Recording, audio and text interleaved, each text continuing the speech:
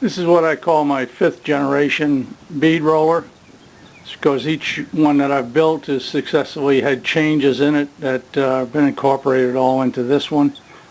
As you see, it's a deep throat, and it's also a tall throat, so that you can use different shapes of metal in there.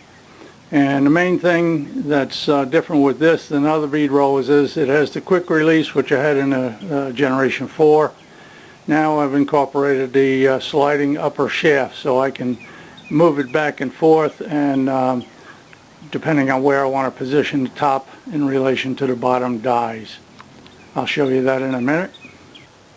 What I talked about before with the sliding shaft means the shaft up top can be slid in or out to reposition it with the die that you're using, and also to incorporate it using the same dies to do different types of bends or beads. And this is the quick release mechanism. It's adjustable here. Once you set it up for the die that you're using and you lock it in place, it's repeatable. It goes back to the same spot each time. The shaft is locked in place by 2 T-handles back here. Once you lock it in place, then that stops it from moving back and forth.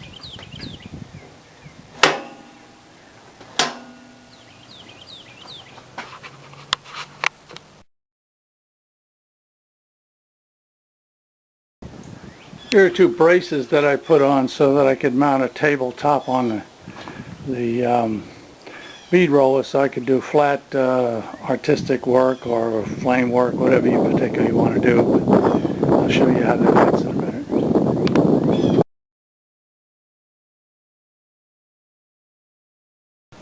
This is what the 2 dies look like if you want to do bead rolling, artistic type stuff. Draw patterns on metal. This is primarily what I use. Doesn't necessarily mean that you have to use exactly the same thing, but they're 2 very thin flat dies that just come real close to each other when you bring it in. Again, I said repeat it.